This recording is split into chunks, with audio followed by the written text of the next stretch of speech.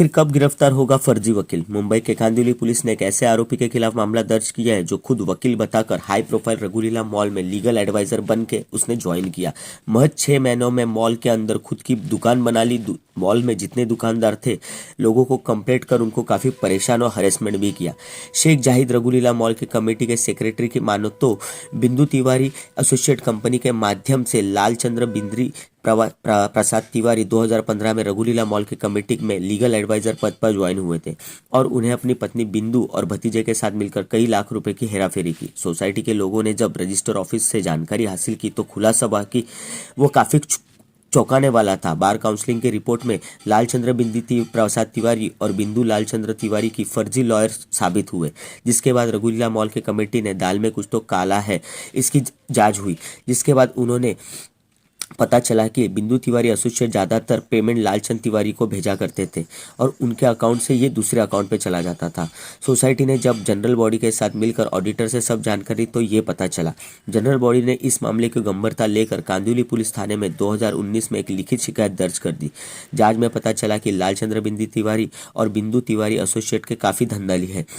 लालचंद्र बिंदी तिवारी ने अपने वकील को बताकर कई सोसाइटी में लीगल एडवाइजर के पद पर देखिए काम कर चुके हैं। सहायक एनजीओ के माध्यम से फ्री एडवाइस देने की बात कहकर लालचंद्र तिवारी रघुलीला मॉल से कई लाख रुपए की वसूली कर चुके हैं। संस्था के नाम पर काफी धांधली देखिल हो चुकी है, लेकिन जो खुलासा हुआ वह काफी चौंकाने वाला था। कानून को ताक पर रखकर लालचंद्र बिंदी तिवारी ने बिंदु तिवारी एसोसिएट के नाम पर धंधाली की। यह कंपनी उनकी धर्मपत्नी के नाम पर है। लालचंद्र बिंदी तिवारी और बिंदु लालचंद्र तिवारी के खिलाफ कांदिवली पुलिस ने आईपीसी धारा 149, 420/34 और 420 जैसे मामले देखिल दर्ज कर चुके हैं। एक्चुअली जो आज हुआ है ये काफ़ी साल पहले का केस है।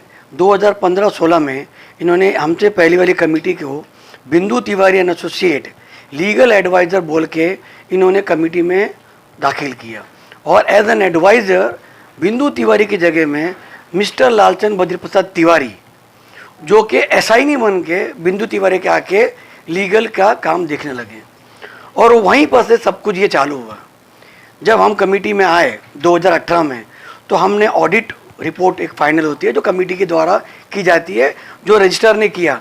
उस ऑडिट में काफ़ी सारे पैसे के लेन देन के वो चीज़ें निकली। ऑडिटर ने ऑडिट किया और ये बताया कि बिंदु तिवारी एसोसिएट को अपॉइंट किया गया था लीगल एडवाइज़र बोल के, तो पेमेंट लालचंद बद्री प्रसाद तिवारी को क्यों दिया गया। उसी तरह पेमेंट उनके भतीजे या मिस्टर लवलेश तिवारी को दिया गया।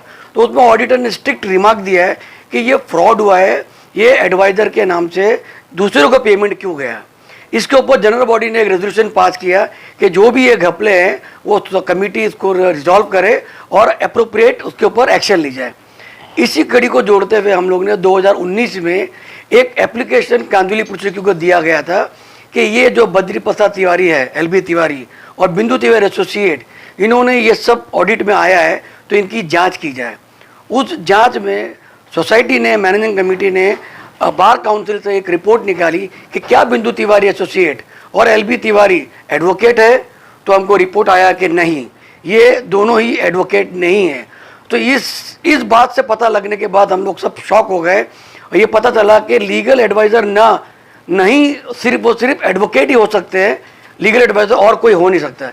इसी द्वारा हमने रजिस्ट्रार ऑफिस में भी आरटीआई डाल के कंप्लेंट डाला कि क्या ये दोनों एडवोकेट है। उसमें भी हमको पता चला कि ये एडवोकेट बोल के एलबी तिवारी काफ़ी जगह रजिस्टर में अपीयर हुआ है। वो सब डॉक्यूमेंटेशन हमने कांदिवली पुलिस स्टेशन को एक एप्लीकेशन द्वारा हमारे एडवोकेट श्री राघवेंद्र जी की तरफ से हमने अप्लाई किया और फाइल किया कि इसके ऊपर एफआईआर कीजिए या हमको इस पर न्याय दिलाइए। उसके 1 साल के बाद आज जब पूरी इन्वेस्टिगेशन होने के बाद में इस एप्लीकेशन को काफ़ी तरह से कंसिडर करने के बाद में आज एफआईआर रजिस्टर की गई है, जो हमारे कमेटी के चेयरमैन श्री कुलम्बला ZF ने कंप्लेन रजिस्टर की है ऑन बिहाफ ऑफ रघुलीला mega mall west premises society. लेकिन हम आज ये क्यों इंटरव्यू दे रहे हैं, इसीलिए क्योंकि हमें लगता है ये एक ही सोसाइटी नहीं है जहाँ पर ये लालचंद बद्री प्रसाद तिवारी ने फ्रॉड किया हो।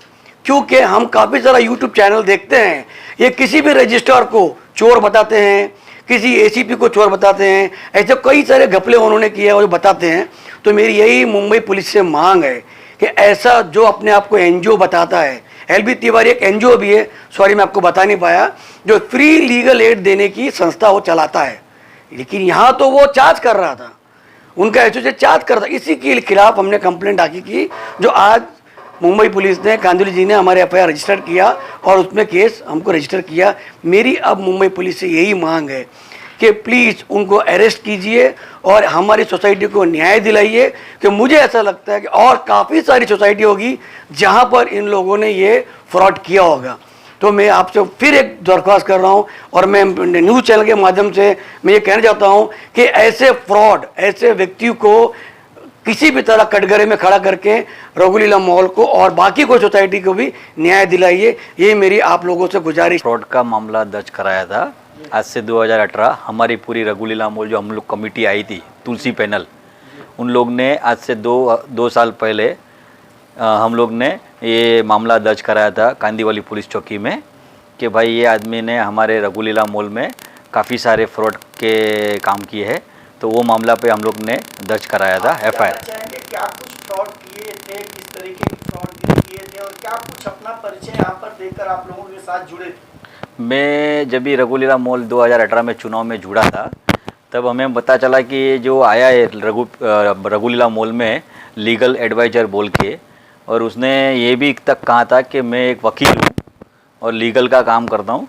इस तरह से उसने कह के हमारे रघुलीला मॉल में आगे की कमेटी ने उसको एंट्री दिलाई थी और वो आके अपना काम भी किया और उसने कुछ 42 केस किए थे। वो केस सारे के सारे वो हार गया और ऊपर से काफ़ी सारे हमारे रघुलीला मॉल के सोसाइटी के पैसे का पानी भी किया उसने और कुछ नतीजा नहीं निकला और ऊपर से पैसे हमारे पानी हो गए और पैसे से हमारा जो भी हमारा उसने मॉल के अंदर आने के बाद पूरे सिस्टम को हिला के चला गया।